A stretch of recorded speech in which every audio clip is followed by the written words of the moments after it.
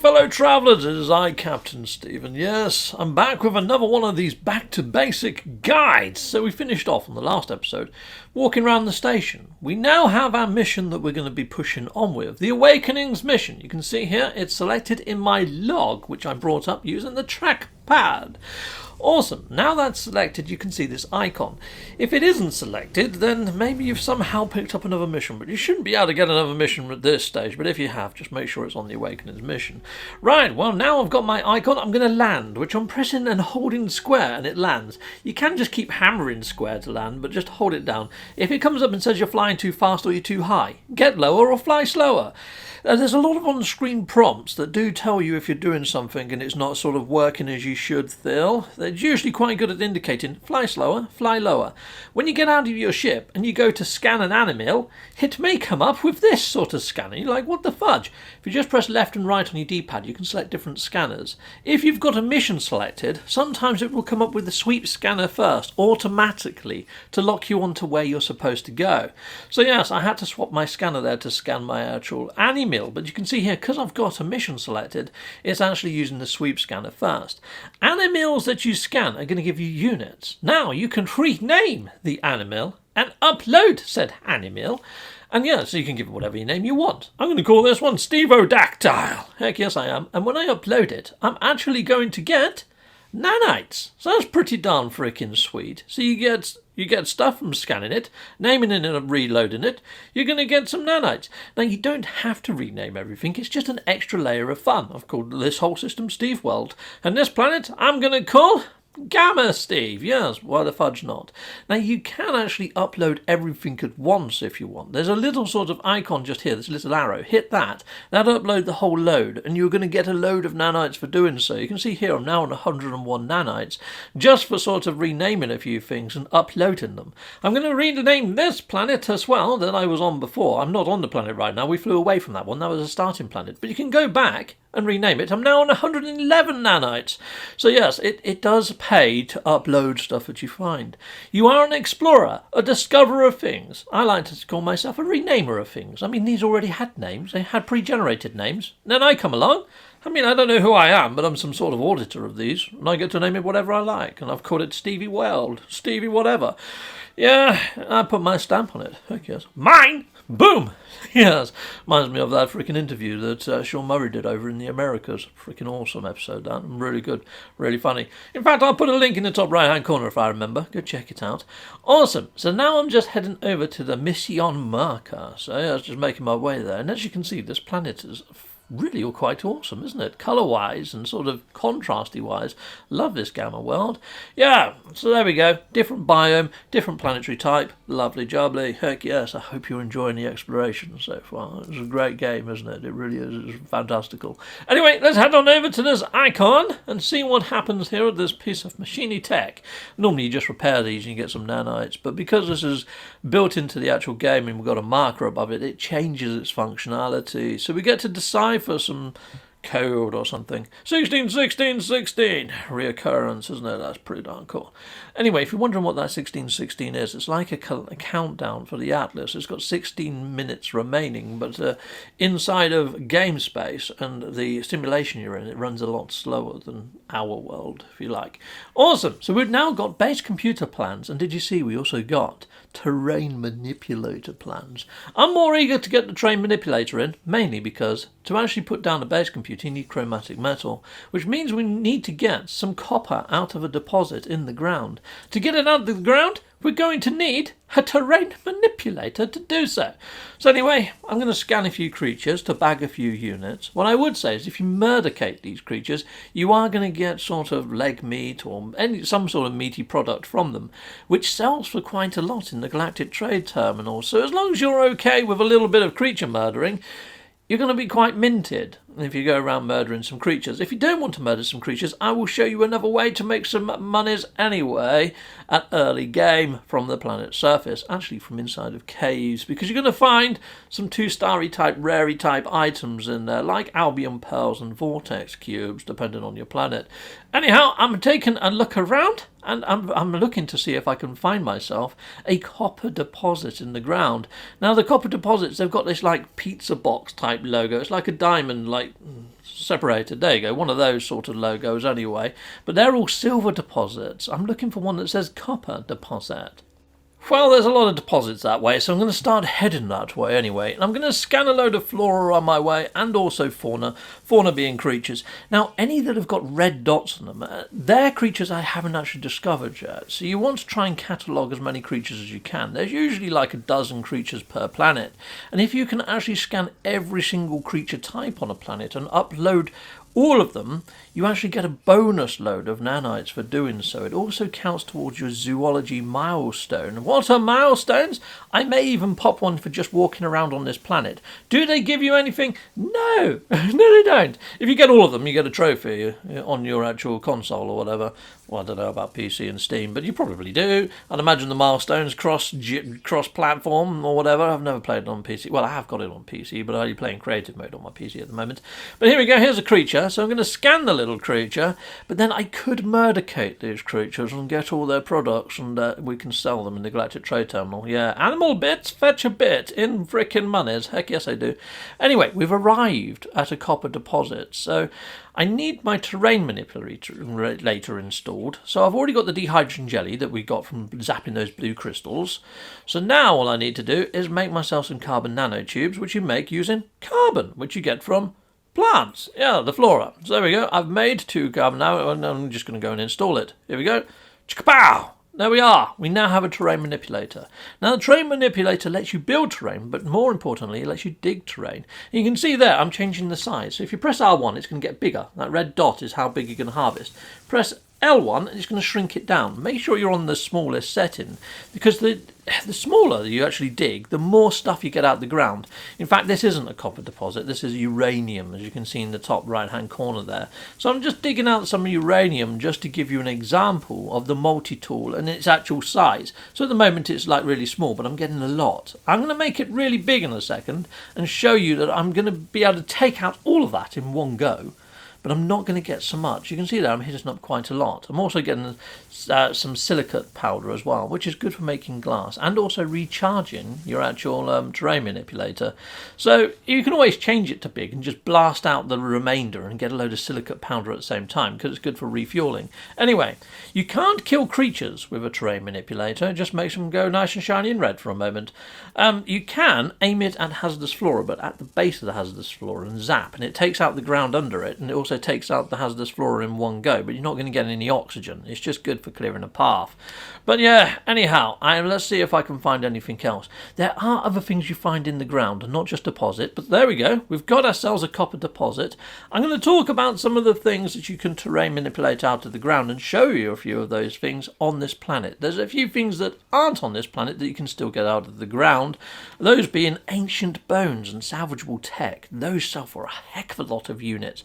If you're lucky enough to have ancient bones on your planet or salvageable tech, strongly suggest digging that stuff up, because early game it's an amazing way to make a shed load of units. It's in my units playlist anyway, people. There's no quick way to find those planets. If you just come across them, it's by sheer chance. I would strongly suggest if you find one early game, stick a base on that planet and yeah, go to town digging up bones and salvageable tech. It's a great way to make units, like I say. Anyway, I haven't got that commodity, but what I do have is lots of creatures. So I've been murdercating any creatures that crossed my path. Yes, and here I am, I'm mining out the actual copper now, and I've shrunk the beam. But you can see here, my hazard protection is getting dangerously low if I stand on the planet's surface. So what I'm doing is I'm digging down just in this sort of like little crevice here, making my own little ditch. And then what I'm going to do is dig underneath it, and I'm going to have a canopy of copper above my head. And once I've done that, you're going to see that it says hazard, look, there you go, radiation levels are stabilising. Yeah, as long as you've got something above your head, it almost counts like being in a cave. You're not going to see your bar go back up, but it's not going to go down any further. That's the trick. So what I'm going to do is now mine out enough so I can sort of sweep all the way round. I can put down my portable refiner in this sort of hole with me, and as I'm actually mining, I can then set some going from being copper into chromatic metal while I'm actually harvesting the rest and protecting myself against the elements. I'm doing 3 things at once. Multitasking, Captain Steve. And that's what No Man's Sky is about. It's finding what you can do at the same time as doing something else to help you progress quicker and more efficiently. And I love that sort of stuff about this game. And there's no real rule to doing what I'm doing here. I mean, it doesn't make you a better gamer if you're doing it this way. It's just one of my tips. You may see other content creators out there doing something completely different while they're mining and doing something else. Yeah, we've all got our own sorts of pros and cons, but this is one of my little tips for you. Try to do 2 or 3 things at once, and it's not going to feel so grindy. It feels a little bit more fun. If you feel that you're progressing that little bit faster, and you're not having to do the grind for the sake of a grind, you're actually doing a couple of things at once. For me, it helps. It helps a lot. Anyway, I've got myself my... Yes, what was that? Chromatic metal. We've got that. Awesome. We've got enough to make our base, which is, you need 50 essentially. I went to town, I got a shed load. Awesome. I've now just recharged some of my hazard protection using my leftover sodium, but I have got a load of those iron batteries, and I've also got life support gel. But yeah, I tend to use those sparingly. I usually keep them for the extreme planets. If I can get away with just using resources, I've found fine. Now, the rest of this copper that's above me, you know what? I'm going to train manipulate it out, but I'm going to make my beam massive and just blow it to kingdom come. There you go. Boom. Going to harvest it, but you can see there, I'm not getting as much as I would have got if I had the shrunken beam. I would have got hundreds. There I just got probably maybe 200, but I probably would have got 1,000 if I did it with the shrunken beam, but it's going to take forever and a month for Sundays. And I only need a little bit more copper in my inventory space. I want about 200 copper left over. 200 copper is roughly what you need to put in one of the upgrades for rocket launchers, and I love having rocket launchers in my ship, so I'm going to keep 200 copper back. Right, there's a buried mineral formation in the ground here. You're going to find all sorts of buried stuff. Buried tech is definitely what we want to be picking out, the salvageable tech, which we'll get to in a moment. But there's this stuff as well. You dig it up and then you zap it with a laser beam.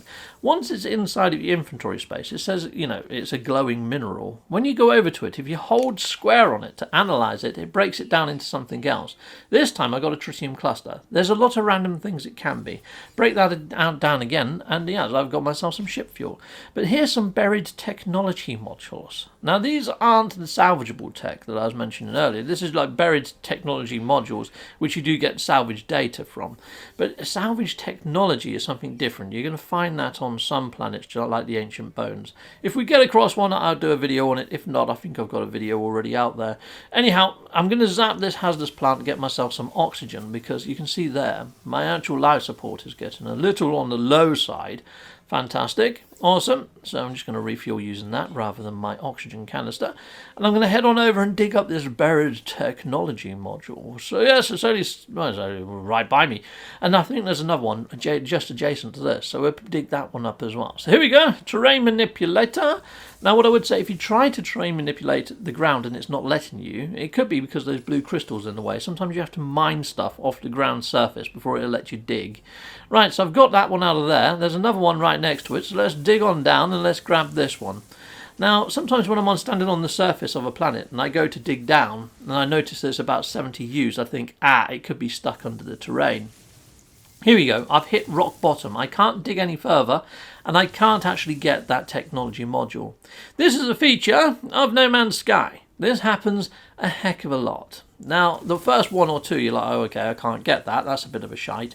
After you've hit maybe 10 or 15 of these, it becomes a little bit of a pain in the frickin' backside, and Hello Games haven't fixed this for frickin' years. Sometimes you get them floating above the surface, so there's a slight trade-off, but what I would say is, since there is a bug around this sort of stuff, I will show you another bug that lets you duplicate the heck out of these salvage data modules. So if you're picking these up and you want to get all the base parts and you're really interested in doing base building, I'm going to show you a quick way how to do that during this video sequence. And I will put in the title that it's a glitch method of getting the salvage data. So if you're not interested in cheating and cutting corners, and you're fine living with the bugs of finding them underneath the ground and not being able to dig them up, and you're happy with that, then that's fine. You know, you carry on playing the way you want to play. But I'm going to put out videos for both types of players. The people that do want to just duplicate them because they're getting bored to fudge digging them up, or they're getting frustrated as fudge finding that they're stuck underneath the freaking ground and they want to build better bases. You know, so I would put out a video for that. Now, what I would say though is that duplication method works for everything, not just the salvage data. But yeah, I put out a video on it. In fact, I think I've already got one, but you will need the Exocraft to actually do it. I put a video in the top right hand corner to that. Here's the Albion Pearls. Now to find those, all I'd done was went locked onto that little egg type logo. You would find it when you dig into the ground. Anyway, so yeah. Once you're underneath the ground, if you dig a tunnel into the ground, then just look around. If there is a cave near you, it'd be denoted by one of those little egg logos, or you may find one that says ancient relic, or underground relic, or subterranean relic, something like that, and that's a vortex cube. But it's a similar method. Just lock onto it and dig towards it, and you're going to find a cave opening, and inside that cave opening you're going to find a load of either vortex cubes or the Albion Pearls. They sell for about 10k a pop, so they're pretty good. However, they don't really stack into large quantities, so they're good early game for getting units, but after maybe you've managed to fit your warp drive, you're not going to really be digging those up anymore. But it's a good way, that and killing animals, right now to get enough money to buy some microprocessors, which we may need to actually get our warp drive installed. But that's a future video. Anyway, please subscribe if you haven't already, if you're liking these. I look just like that. Yeah, brilliant. Awesome, done. Anyhow, so I've claimed my base. I put down a base computer using the chromatic metal. And now it says that there's some archives available. So I'm interacting again with my base computer. This is not normal behavior of a base computer. Normally when you interact with a base computer, it asks you to name your base, take a photo, upload your base, or delete your base. In this instance, it's given us some tech. Now, every now and again in the story missions, it will say base archives are available. You go to it and it usually gives you a free blueprint. So there we are. There's a little bit of info for you. Now, building your first base parts are all going to be wood, and you're going to be having to construct them out of carbon. Some of the doors you're going to need a little bit of ferrite or pure ferrite to actually create. So here you go, look, I need some pure ferrite for this. I've got the pure ferrite, I've run out of freaking carbon. So to get pure ferrite, just as a reminder, you get normal ferrite dust that you get from blowing up rocks, and then you refine it into pure ferrite. The pure ferrite, if you want to go one extra level, goes into magnetized ferrite, but obviously you're not going to be able to use magnetized ferrite to build the door because it's not pure ferrite. You know what I mean? But there we go. Anyway, I'm zapping some more rocks to get some pure ferrite. I'm zapping some plants after I've scanned them, because if you scan them and they've got a secondary element, sometimes you get a second commodity. And also scanning them, as if they're on your discoveries page and you upload everything, you're going to get lovely nanites. You're also going to get units for the scans. So, you know, it's a couple of seconds for a load of freaking units. And right now we need units because we need to buy stuff to make ourselves better, or to buy resources to stop us having to dig resources up. So if you've got a way of making some, then do it. Here you go. I'm using that technique right now to blast a load of stuff for carbon by keeping my laser as hot as possible when I'm mining. I'm trying to keep it in the orange and red section in the top right hand corner there as I'm mining, and then just releasing as it hits the red and moving on to the next object and then holding down the trigger again. Sadly I run out of fuel there, but you get the idea. I'm getting a load of freaking resources, so I've got everything I need now to make my base. So when you're in the base building mode, if you press, I think it's R3 or L3 to go into the building camera mode, when you're in building camera mode, even if there's a storm hitting, even if it's an extreme storm, you'll see that you've got the arrows by your bar to say that your hazard protection should be going down rapidly. But look at the bar. It's not moving.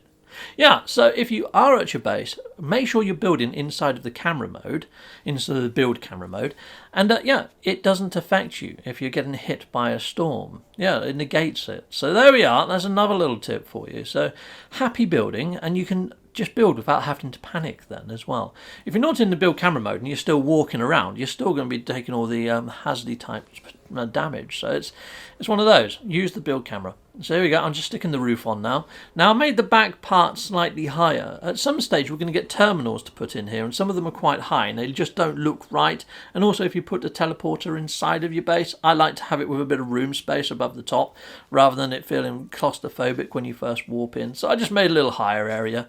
Now when you go over to this, you've got some more plans that you can get. It tells you about salvage data and a salvage data analyzer or a blueprint analyzer, which we're now going to get the blueprints for. Heck yeah. So we need to construct one of those. We need magnetized ferrite. Remember? So you get the pure ferrite and turn that into magnetized ferrite. So we know how to do it. So I'm going to put in my portable refiner into here, and we'll get the ferrite on the bake.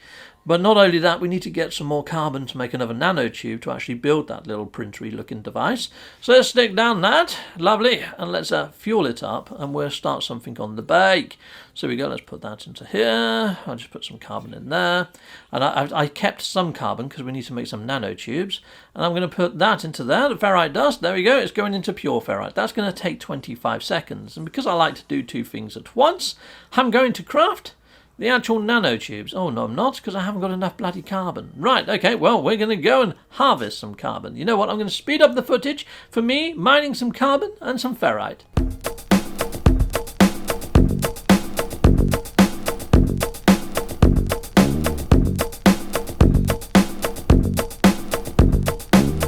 Captain Steve! Captain Steve! Captain! Captain!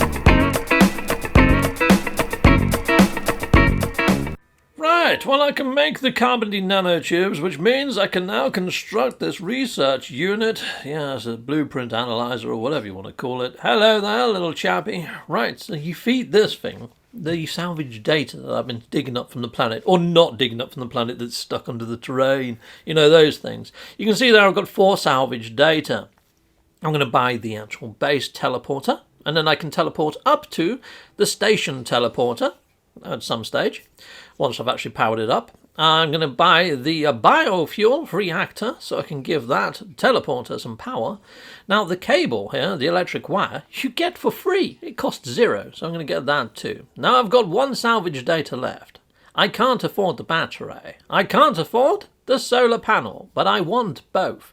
So I'm going to go dig up some more in my own time, some more of that salvage data before we reconvene before the next episode.